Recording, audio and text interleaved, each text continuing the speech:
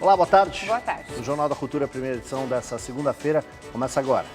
Polícia Federal prende cúpula do transporte público do Rio de Janeiro em desdobramento da Operação Lava Jato. O esquema teria movimentado 200 milhões de reais em propinas. O efeito benéfico dos antibióticos está com os dias contados. O alerta é da Organização Mundial da Saúde e o motivo é o uso indiscriminado em seres humanos e animais. Em 30 anos podemos ficar sem proteção contra as bactérias mais resistentes. A polícia prende quadrilha do Nordeste que pode ter fraudado 70 concursos públicos do país. Policiais federais, guardas civis e professores estão envolvidos. Você conhece um eremita urbano? A expressão é usada para aquelas pessoas que não saem de casa e passam horas em jogos eletrônicos. Especialistas alertam para os riscos que isso traz à saúde mental. Caixa Econômica Federal antecipa saque do último lote das contas inativas do FGTS para este sábado, dia 8 de julho. Nascidos em dezembro, agora terão 24 dias para retirar o dinheiro. Mais uma polêmica de Donald Trump, que agora posa de campeão de luta livre contra a imprensa. A atividade física, mesmo moderada, favorece a perda de peso. É o que revela a análise de 60 estudos feitos com mais de 200 mil pessoas e publicado nos Estados Unidos. Especialistas brasileiros explicam que esta é uma novidade, porque até então as pesquisas indicavam que os exercícios não interferiam diretamente no combate à obesidade, apenas mantinham o peso. Sabe quando só de pensar numa atividade física já bate aquela preguiça? É muito raro andar. Ônibus pra tudo. Eu passo o dia todo praticamente sentada e quando eu ando eu fico tipo... A falta de exercício, além de prejudicar a saúde, pode levar ao ganho de peso. Estudos mostram que mesmo uma quantidade mínima de exercício pode reduzir em até 30% o risco da obesidade. Você compara grupos, né? Pessoas que comem a mesma coisa, um grupo engorda, o outro não. Tem pessoas que esse gene, que é o principal relacionado à obesidade, que é o FTO, ele favorece a absorção de nutrientes, ele deixa, digamos assim, a pessoa mais ávida pelos alimentos. A atividade física mostrou que você pode regular a expressão desse gene, mesmo que você tenha a mutação que favorece o ganho de peso. Para fugir do sedentarismo, não é preciso virar um atleta ou um maratonista de uma hora para outra. Basta se mexer, mesmo que seja um pouquinho. Caminhar 6 minutos por dia, por exemplo, em ritmo acelerado, do ponto de ônibus ou do metrô para o trabalho, na ida e na volta, já dá resultados. Eu caminho assim, tipo, para ir pro trabalho, para casa. O que eu pratico mesmo é caminhada, eu vou num lugar a pé, essas coisas. Mas a atividade física não é o único fator importante no combate à obesidade. A mudança de hábitos também deve passar pela mesa do brasileiro. Uma alimentação mais leve e equilibrada é sempre a melhor opção. Você não perde peso só com atividade física, tá? Você precisa da dieta. A atividade física ela vai ser um a mais, um facilitador nesse sentido. O uso indiscriminado dos antibióticos, principalmente pela agropecuária, se tornou um grave problema de saúde pública global. Cientistas calculam que daqui a 30 anos eles não terão a capacidade de curar doenças como tuberculose e malária. O problema está na resistência que as bactérias desenvolvem aos medicamentos desenvolvidos até hoje. A Luísa nasceu muito pequena. Com a saúde frágil, tinha muitas infecções e por isso começou a tomar antibióticos desde cedo. A primeira dose foi aos 6 meses para curar uma gripe. O antibiótico nos ajudou muito. E assim foi. Todo ano ela pegava a gripe e nós entrávamos com antibiótico sempre, claro, com prescrição médica. O caso da Luísa, hoje com 15 anos, ainda é regra. O remédio leva à cura. Mas essa realidade pode mudar em 30 anos, quando cientistas calculam que os antibióticos podem deixar de fazer efeito. O alerta da Organização Mundial de Saúde foi reconhecido pelo G20, o grupo dos países mais ricos do mundo. A gente toma um antibiótico, a gente pode selecionar bactérias resistentes no nosso organismo. Essas bactérias resistentes vão circular facilmente pelo mundo. Isso aconteceu para todos os antibióticos que já foram produzidos, desde a penicilina. Um dado surpreendente é que 70% de todo antibiótico produzido vai para o uso veterinário na criação de animais. Estudos mostram que os antibióticos evitam doenças e auxiliam o ganho de peso dos animais. Duas grandes vantagens para os pecuaristas. Mas esse hábito cria bactérias mais resistentes, as chamadas superbactérias, que se tornaram um grande desafio desafio para a ciência. Os dejetos desses animais ou são usados como esterco ou, de qualquer jeito, são descartados no ambiente, então eles contaminam o ambiente. E o que chega junto com os dejetos animais? Bactérias resistentes que foram selecionadas com esse uso abusivo de antibióticos. O superantibiótico vancomicina 3.0 surgiu na tentativa de combater bactérias que já sofreram mutação. Mas a ciência não vai dar conta desse problema se não houver um esforço global. Então a gente precisa que países como a China, como a Índia, também entrem nessa consciência global que a Organização Mundial de Saúde está tentando criar. A gente precisa de um outro aspecto, que é o aspecto econômico. A gente precisa de incentivos para pesquisa e produção de novos antibióticos e de alternativas. Ainda sobre saúde, horas e horas na frente do videogame ou de qualquer equipamento eletrônico sem tempo nem para ir ao banheiro. Se isso acontece, é bom ter cuidado. O uso desenfreado de tecnologia pode ser um reflexo de distúrbios sociais e psicológicos. Os controles estão encaixotados, um deles quebrado, e não tem urgência para o conserto. Mas antes não era assim.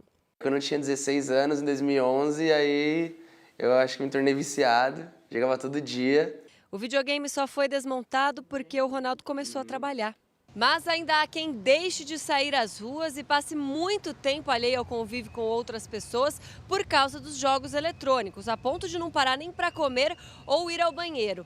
O fenômeno relacionado ao uso desenfreado da tecnologia atinge principalmente os jovens e pode ser reflexo de distúrbios sociais e psicológicos. É como se houvessem forças silenciosas que vão empurrando o indivíduo cada vez mais para a vida virtual. Por quê? Se a gente pudesse resumir. Porque na vida virtual ele consegue ter um grau de realização, um grau de aceitação, um grau de valorização que muitas vezes ele não consegue ter na vida real. E os prejuízos vão além da pilha de jogos. Eu deixei de sair com a namorada por causa disso, para ficar jogando videogame. Podia ter estudado um pouco mais também. As crianças, os jovens, copiam os mais velhos. Então, de nada adianta, por exemplo, eu dizer ao meu filho que ele não pode utilizar demais o telefone celular se eu levo meu telefone celular para a cama e eu fico vendo redes sociais. A criançada já está de férias e aí surge a preocupação dos pais em como ocupar o tempo. O Museu Catavento, no centro de São Paulo, tem uma programação com um monte de atrações. A programação inclui jogos de tabuleiro, oficinas de bolhas de sabão gigante e um planetário para as crianças aprenderem mais sobre astronomia. Eu converso agora com a Pamela Andrade, que é do Educativo do Catavento Cultural. Boa tarde, Pamela. Quais são as outras atividades educativas que vocês têm aqui? Boa tarde.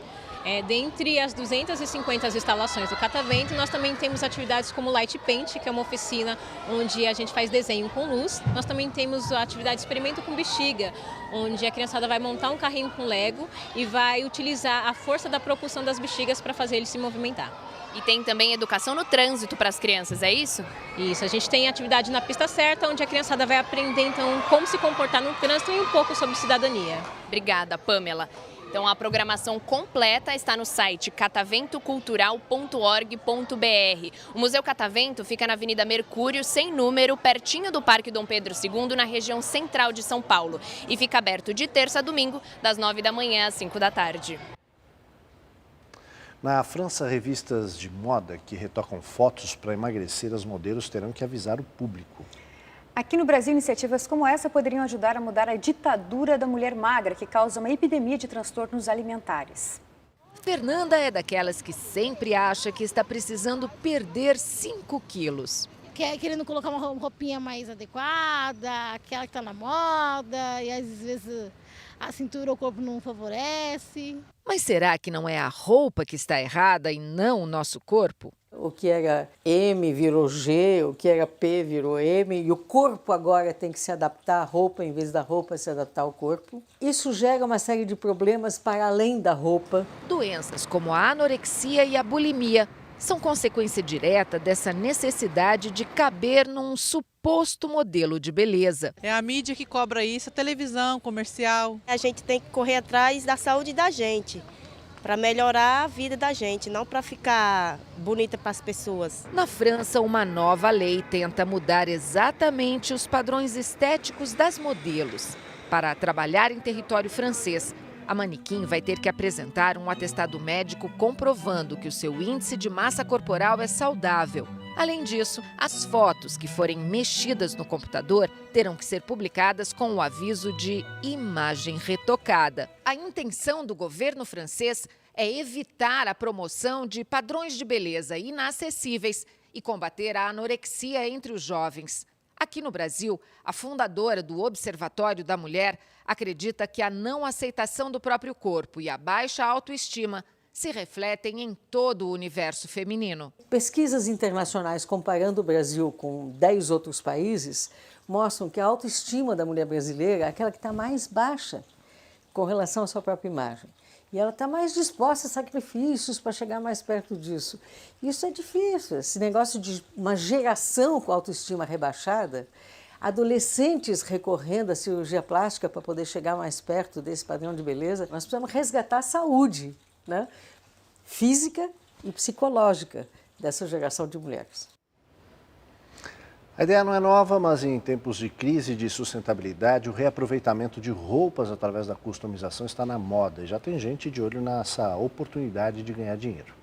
Convencional é um adjetivo que não se aplica à coleção de Juliene. Desde pequena, ela transforma o próprio guarda-roupa e, depois de formada em moda e de passar pelo mercado tradicional, fez desse talento uma fonte de renda. A proposta do meu negócio é garimpar as peças, né, e reutilizar os materiais também de descartes, reciclando assim, fazendo uma peça totalmente nova. Dar uma cara nova para peças antigas garantiu um crescimento de 50% no último ano para o negócio dela. Aumento que se opõe à queda de mais de 10% na indústria têxtil em 2016. A proposta é oferecer aos clientes um produto exclusivo e, para isso acontecer, qualquer roupa antiga serve. Sabe aquela camiseta masculina e aquele lenço que até estão em bom estado, mas de tão usados ficaram esquecidos no fundo do guarda-roupa? Então, nas mãos da Juliene, com muita criatividade, um recorte ali, uma costura colar, eles se transformam. Por exemplo, nessa blusa feminina novinha. E essa customização vai muito além do reaproveitamento de peças. O cliente, geralmente, ele procura uma experiência no mercado. Ele não quer só comprar uma peça de roupa. Ele quer ter uma experiência quando ele está comprando. Ele também está procurando empresas que oferecem sustentabilidade para o mercado, isso é super importante. Microempresários que querem entrar no setor devem se capacitar, fazer um plano de negócios e conhecer bem seu público. Quando a gente fala de pequena empresa, é essencial isso, ela começar para um público mais reduzido, porque ela vai conseguir especializar a oferta dela, identificar uma proposta de valor diferenciada no mercado e se especializar com toda a questão de marketing, de vendas, de comunicação para o cliente. O saque do último lote das contas inativas do FGTS poderá ser feito já a partir deste sábado, dia 8 de julho. Prevista inicialmente para começar no dia 14, a quinta fase foi antecipada para os beneficiários terem mais tempo para sacar o dinheiro. Em vez de apenas 18 dias, o prazo aumentou para 24 dias. Tem direito a sacar o FGTS os nascidos em dezembro. Para quem nasceu em outro período e ainda não fez o saque, o prazo limite é dia 31 de julho. Pode sacar o FGTS de contas inativas o trabalhador que pediu demissão ou foi demitido por justa causa até 31 de dezembro de 2015. Para atender aos trabalhadores que têm direito ao benefício, 2.015 agências da Caixa vão abrir no sábado entre 9 da manhã e 3 da tarde. Outras notícias nacionais, Quadrilha do Nordeste pode ter fraudado 70 concursos públicos no país. Motoristas de ônibus entram em greve e população fica sem transporte na área metropolitana do Recife. A greve começou hoje de madrugada e deixou a capital pernambucana praticamente sem ônibus nas ruas. O Sindicato dos Rodoviários não cumpriu a promessa de manter 1/3 da frota em funcionamento. Os motoristas, cobradores e fiscais pedem 7% de aumento salarial, além de correção de 25% no Vale Alimentação e o compromisso de manutenção dos cobradores nos ônibus. Em 5 rodadas de negociação, não houve acordo com as empresas e os trabalhadores decidiram parar. Quadrilha do Nordeste pode ter agido em pelo menos 70 concursos públicos do país. A fraude contava com a ajuda de policiais federais, guardas civis e professores. O esquema faturou pelo menos 60 milhões de reais. O último concurso fraudado foi do Ministério Público do Rio Grande do Norte, realizado este ano, quando 19 pessoas foram presas. A quadrilha usava tecnologia de ponta para espionagem, como micropontos de audição ligados a chips receptores, escondidos em cartões de crédito. Falta de recursos fecha 5 parques estaduais de preservação ambiental em Minas Gerais. Segundo a administração dos parques Itacolomi, Serra do Brigadeiro, Pau Furado, Lapa Grande e Rio Preto, faltam monitores, vigias, serventes e zeladores para manter as portas abertas aos visitantes. Mais de 500 funcionários de empresas terceirizadas que prestavam serviços aos parques foram demitidos no início do ano. Algumas unidades ainda aceitam pequenos grupos de turistas para visitas com hora marcada. Em outras, as belezas naturais, antes acessíveis, só podem ser vistas do lado de fora. A Polícia Federal faz ação contra a cúpula do transporte coletivo no Rio de Janeiro. Empresários de ônibus são acusados de pagar mais de 200 milhões de reais em propinas a agentes públicos do Estado. Dos 9 mandados expedidos pela Justiça, 3 pessoas foram presas até agora. O primeiro a ser preso foi Jacob Barata Filho, considerado o maior empresário de transporte público do Estado do Rio. A prisão aconteceu ontem à noite no aeroporto do Galeão, quando ele tentava embarcar para Portugal com passagem só de ida. A Polícia Federal acredita que o empresário sabia da operação e tentava sair do país. Hoje de manhã foi preso Lelis Teixeira, presidente da FETransport, Federação das Empresas de Transportes de Passageiros do Estado do Rio de Janeiro. A prisão aconteceu no apartamento dele no bairro da Lagoa, Zona Sul Carioca. Em Florianópolis, Santa Catarina, foi preso Rogério Onofre, ex-presidente do Departamento de Transportes Rodoviário do Rio, órgão da Secretaria Estadual de Transportes responsável pela fiscalização do setor. Onofre teria recebido 40 milhões de reais em propina de empresas de ônibus. A operação batizada de Ponto Final é um desdobramento da Lava Jato no Rio de Janeiro. De acordo com as investigações conduzidas pela Justiça Federal, 260 milhões de reais pagos a políticos e servidores públicos do Estado pelas empresas de transporte rodoviário já foram rastreados. Alguns dos alvos dos mandados de prisão estão no exterior e tiveram os nomes incluídos na lista de procurados da Interpol. Foram 2 anos de reforma e hoje o governo de São Paulo inaugurou a nova sede da Escola São Paulo de Teatro no Brás, no centro da cidade. Foi inaugurada hoje a nova sede da São Paulo Escola de Teatro. Durante 2 anos, o local passou por reformas, restauros e requalificação de áreas complementares. A escola forma por ano cerca de 2.000 profissionais em cursos regulares e de extensão. Aqui nós formamos desde diretor, dramaturgo, atores, atrizes, até toda a equipe de apoio, cenógrafo, iluminador, sonoplasta, figurinista, técnico de palco. Mais de 70% quando saem, se formam, já trabalham. A seleção para os cursos da Escola São Paulo de Teatro acontece 2 vezes por ano. É preciso ter ensino médio completo e disponibilidade de horário, pois os cursos são dados nos períodos matutino e vespertino. A seleção para o 2º semestre foi em abril. Os editais e as informações sobre os cursos são divulgados pelo site da escola, www.spescoladeteatro.org.br. A seguir, polícia da França prende homem que planejava atentado contra o presidente Emmanuel Macron. E mais, Donald Trump compra mais uma briga, literalmente, contra a imprensa dos Estados Unidos.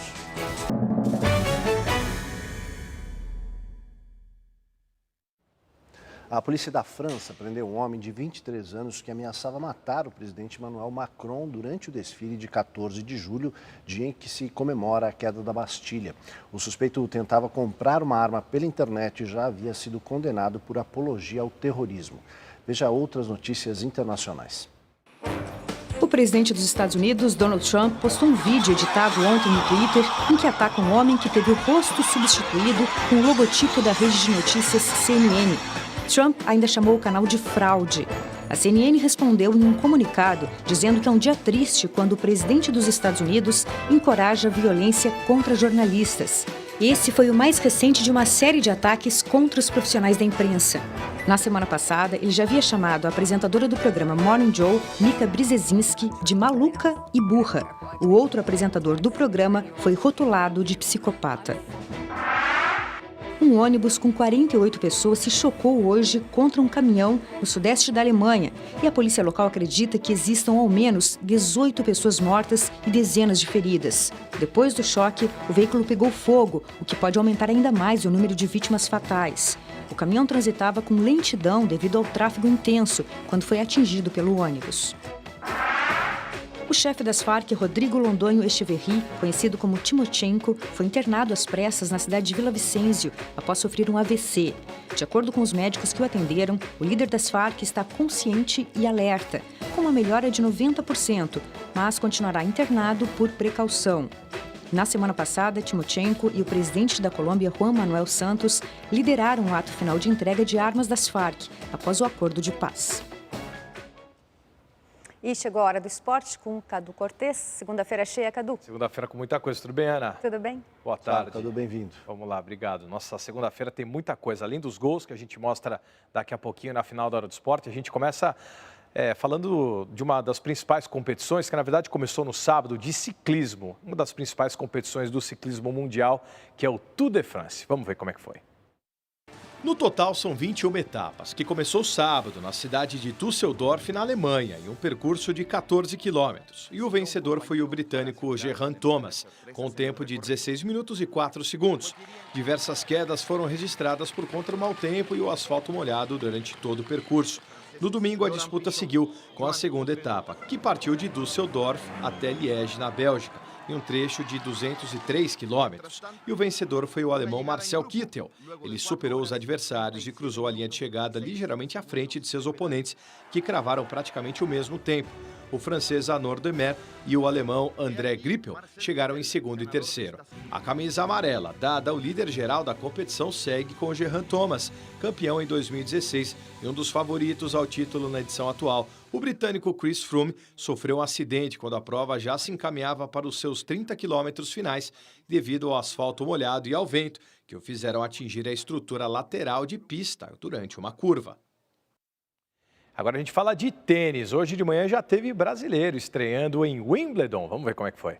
Com 21 anos, Bia conquistou sua primeira vitória em um Grand Slam, como são chamados os 4 principais torneios do circuito internacional de tênis. Ela derrotou Laura Robson, pontuando em quase 80% das vezes em que colocou o primeiro saque na quadra da rival. Bia está entre as 100 melhores do mundo, na posição de número 96 do ranking. Há 28 anos, uma tenista brasileira não vencia em Wimbledon. Foi a primeira vitória desde 89, quando Gisele Miró chegou à segunda rodada. O brasileiro Thiago Monteiro teve um páreo duro, jogou diante do australiano Andrew Whittington e começou perdendo o primeiro set por 6-4. Depois se recuperou, venceu por 6-3. Sentiu dores nas costas, pediu atendimento. Na terceira parcial, nova vitória australiana por 7-6. E no quarto set, o jogo estava empatado em 6-6 e a chuva londrina interrompeu a partida. Pois é, acabei de atualizar as informações aqui. Thiago Monteiro, o jogo acabou de retornar e terminou também. E o brasileiro conseguiu retornar o jogo, empatou o jogo no quarto set e venceu o segundo por 6-4. Ótima notícia, portanto, mais um brasileiro passando além da Bia Haddad. Eles são namorados, conseguem ficar, portanto, mais alguns dias juntos em Londres. Hora de conferir os gols do final de semana. Também teve a final da Copa das Confederações. Vamos ver a saraivada de gols. No sábado, Palmeiras e Grêmio entraram com times reservas e o Verde venceu, gol contra do volante Machado. O Flamengo recebeu São Paulo na Ilha do Urubu e mandou o tricolor para a zona de rebaixamento. Paulo Guerreiro de falta e Diego em tabelinha com o peruano, 2-0. Clássico mineiro, Thiago Neves fez para o Cruzeiro 1-0, mas Casares em cobrança de falta e Fred viraram o jogo. Fred de novo fechou a conta, final 3-1 Galo. Com pênalti irregular absurdo, o Sport venceu o Atlético Paranaense por 1-0. Diego Souza. E esses uniformes, hein? Confundiu? Tranquilo, né?